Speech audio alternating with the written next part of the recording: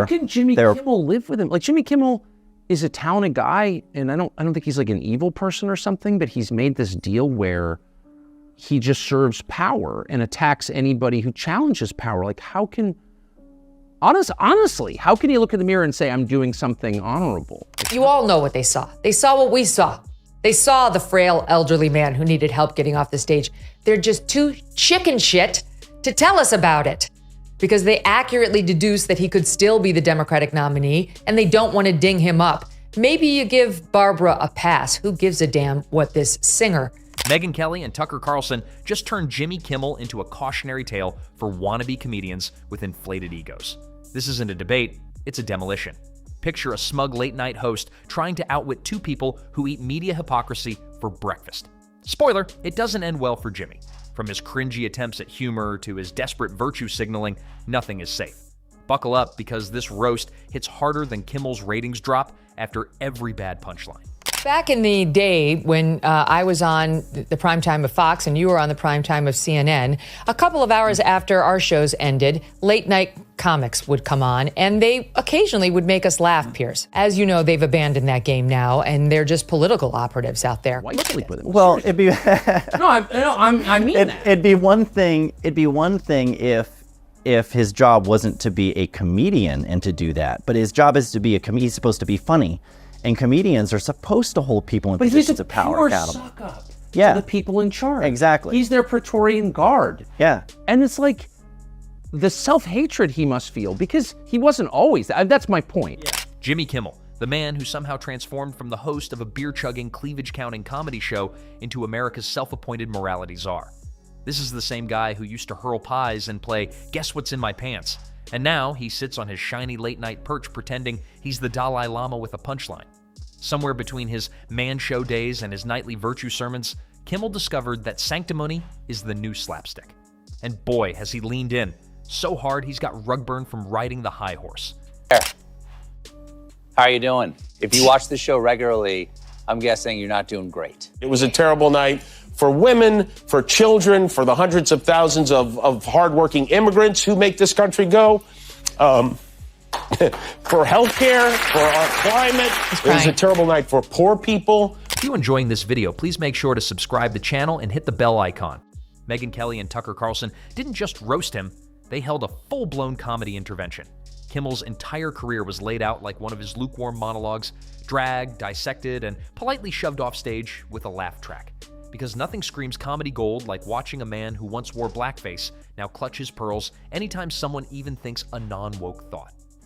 There are a lot of people who are like on your side because they're for free speech, who are not actually for free speech at all, who are pushing, a very specific foreign policy agenda, for example, and using another issue to lower your defenses and let themselves into your brain. And I think that's really sinister, really, really, really sinister. And it's becoming more obvious now. Like if you're for free speech, then you're just for free speech because you support the principle. It doesn't, the content of the speech is not that interesting to you. The fact that a sovereign human being has the right to express himself because he's not a slave, he's a citizen and a human being, like that's what matters. Let's talk about Jimmy's new favorite hobby, crying on cue. This guy weeps more than a daytime soap opera marathon. Someone rescues a dog? Jimmy sobs. Politics don't go his way? Jimmy breaks down. A joke backfires on Twitter, full emotional collapse. At this point, the man has shed more tears than a Nicholas Sparks adaptation during allergy season. You know how much it costs to produce Jimmy Kimmel's show? I guarantee you it's tens and tens of millions. It could be as much as 100 million. I have no idea. You know how much Tucker's video cost? Nothing. You know how much Jimmy Kimmel, how many people he gets tuning in on an average night? Just last week, his average was, in the overall, meaning all viewers, 1.5 million. In the key demo, 236,000. Tucker would have been embarrassed to pull that on any night he was on the Fox News channel. That's what they're getting now. Tucker's numbers were 3 times what Jimmy Kimmel gets. And Tucker's little basement video that he did from clearly like his cabin that he broadcasts out of Maine in literally has 21 million views. He used to tell jokes. Now he just narrates his feelings like a moody teenager with a Tumblr page. Tucker didn't just laugh at Kimmel, he detonated him. Imagine trying to scold people about decency when your comedy resume includes girls jumping on trampolines. The hypocrisy was so thick, you could frost a cake with it. It's like the ex-frat boy who spent a decade setting couches on fire during spring break suddenly demanding everyone use the correct pronouns or risk cancellation. Jimmy went from juvenile jokester to judgmental Jimmy faster than you can say ratings slump. And, the ratings. Once upon a time, Jimmy actually had viewers. Now he's basically a podcast with lighting. The only people still tuning in are insomniacs, confused relatives looking for the weather, and political interns hate watching for Twitter clips. The most exciting thing about his show now is seeing which celebrity will show up pretending to laugh at jokes that haven't been funny since Obama's first term. Megyn Kelly shredded his entire shtick by simply holding up the mirror, one that Jimmy's clearly too afraid to look into. Federal employees are the core audience of CNN and MSNBC, so I don't think they're going to be. Yeah, of course they are. Yeah. Who's watching that crap? Yeah. What happens? I mean, right? That's a good. I mean, I'm not, obviously, but apparently people are. They're watching The View. What happens? They're watching Jimmy Kimmel or whatever his name is.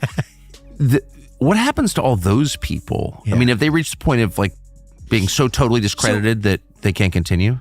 Because in that reflection is a guy who abandoned comedy for clapper, traded punchlines for smug applause, and swapped humor for the kind of lecturing tone usually reserved for HR videos about email etiquette. She pointed out with deadly accuracy that Jimmy isn't even trying to be funny anymore. He's just trying to be right, and failing at both. Let's not forget Jimmy's political takes. The hot air balloon of cable television, Kimmel loves to pretend he's some kind of bold truth teller, bravely standing up to power, while reading cue cards provided by the same Hollywood establishment that invited Harvey Weinstein to every dinner party for a decade. Kimmel practically roasted himself. The guy's comedic evolution is like watching a rock slowly erode in a wind tunnel of bad opinions. And that's the thing. He used to be funny, back when jokes came with a setup and a punchline, not a lecture and a hashtag. Now he delivers monologues with all the comedic charm of a dental hygienist scolding you about flossing.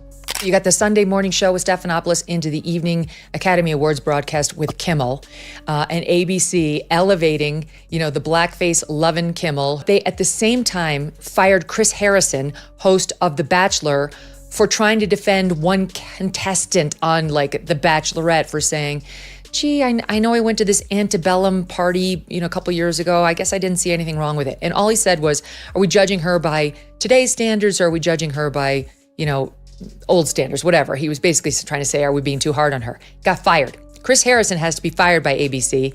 I don't know why, because he's not a committed leftist, because he's not out there more saying all the terrible things about Republicans that Jimmy Kimmel says. So this is them saying, we get it. We're an ally. Kelly pointed out the glaring problem with Jimmy's entire shtick. He lost the plot. He's not a comedian anymore. He's a finger-wagging aunt who cornered you at Thanksgiving to lecture you about doing the work. And his jokes, as stale as a 2007 meme printed on a Blockbuster receipt.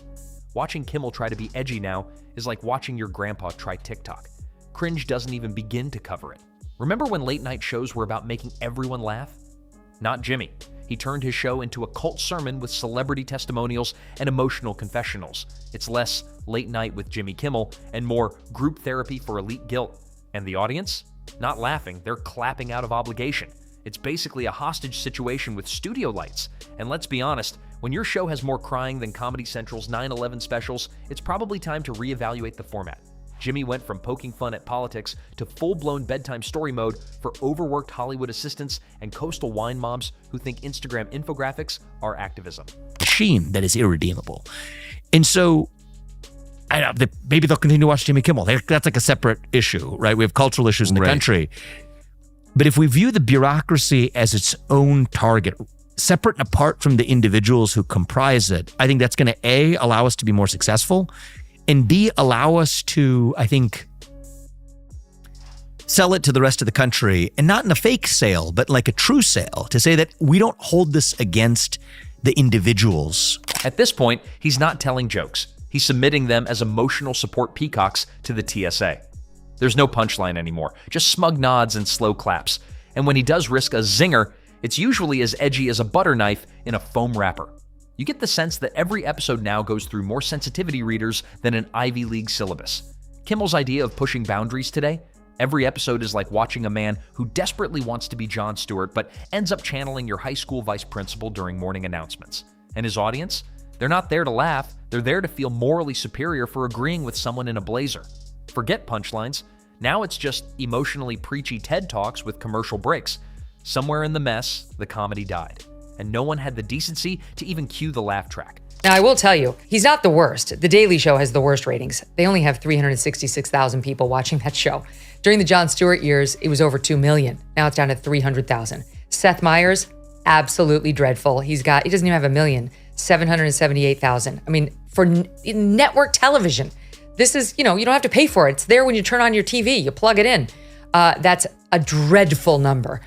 Greg Gutfeld on cable, which you do have to pay for, it has more than double the numbers of Seth Meyers.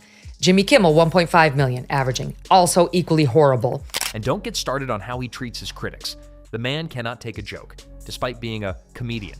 You so much as blink the wrong way on Twitter, and Jimmy fires back like an overcooked lasagna trying to stage a comeback. When Megyn or Tucker pokes him, he clutches his pearls and reports it to the comedy police.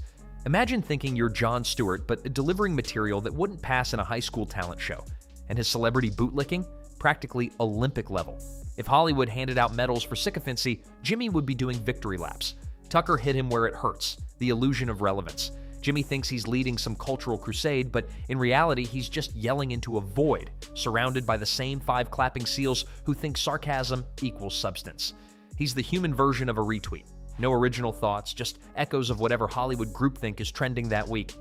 When I saw the dancing syringes, I was like, oof. But you know all those. That's the weird thing is you know all those guys, I assume, because you've lived in that world. I know most of them, but it's easy to, and God bless them, and I hope that they can come around to become more independent in their thinking, because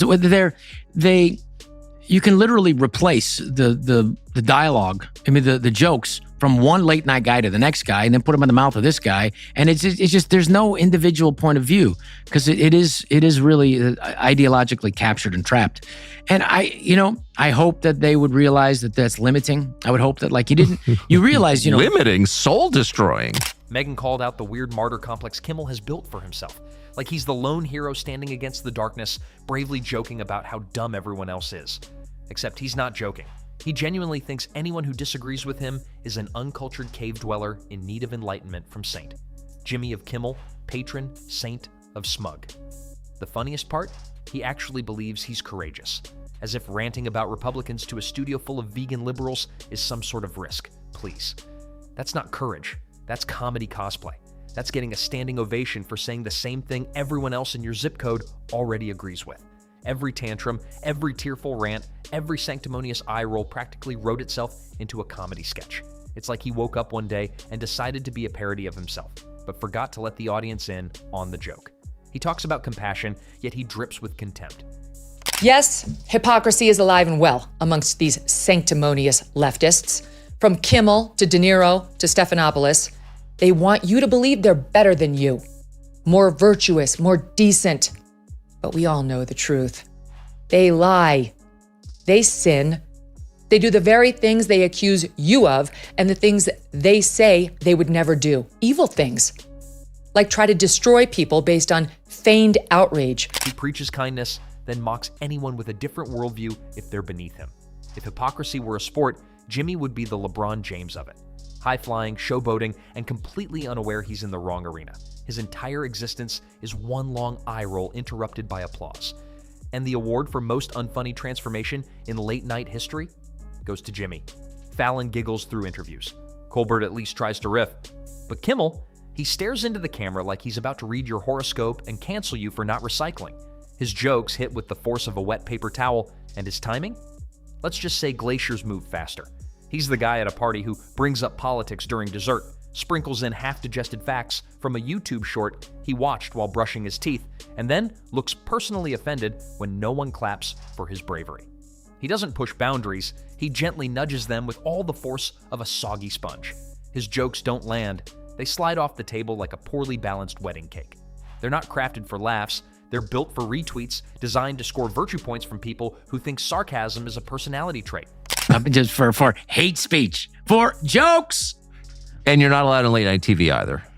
I don't get invited to Do you places. care? No, why would I?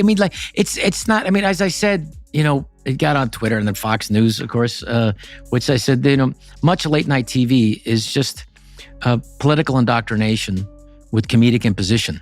Yeah. It no longer resembles comedy as much as cheering on the rhetoric and attacking a particular one half of the country. And that laugh, oh, that laugh. It's like listening to an air mattress deflate in real time. He chuckles at his own punchlines with the enthusiasm of a dad who just discovered TikTok and is desperate for validation. It's not contagious. It's a cry for help disguised as humor. The kind of laugh that makes you check if your volume's too loud or if your soul just cringed. You can almost see the desperation leak through his pores, soaking the cue cards that were definitely written by interns begging to write literally anything else. Kimmel is so deep in his bubble that he probably thinks satire means mocking poor people from the backseat of a Tesla. The man couldn't find self-awareness with a flashlight and a Sherpa guide, and every time someone like Megyn or Tucker reminds him of this, he retreats back into his safe space of canned laughter and coastal cocktail parties. Just this past 2 weeks, they had the Kennedy Center honors the other night where Joe Biden couldn't say Dionne Warwick. He kept calling her Diane, and he didn't know who Barry Gibb was. He kept calling him Billy. You know who else was honored? At the Kennedy Center. You know who else? Billy Crystal. Just FYI, do you know who once opened up the Academy Awards in full blackface? Oh, Billy yeah. Crystal. Billy Crystal. And do you know who's going to be hosting the Academy Awards this year? Jimmy Kimmel. Do you know who's worn blackface repeatedly and spoken inner city sort of urban accent saying she needs to darn those socks? Jimmy Kimmel as Oprah, as a fat, black-faced, darning socks Oprah. He's not a late-night host. He's a cautionary tale. The ghost of comedy future. One where punchlines are replaced by political rage, humor is sacrificed on the altar of likes and retweets, and every monologue is a therapy session for the overpaid and out of touch. So while Kimmel continues his slow transformation into a human Facebook post, the rest of the world has moved on. People are tired of the moralizing clown show disguised as comedy. The laughs are gone, Jimmy. And Megyn and Tucker, they just said what we were all thinking. The joke's not just dead, it's lying face down on Hollywood Boulevard wearing a Kimmel 2024 button and sobbing into a script rewrite.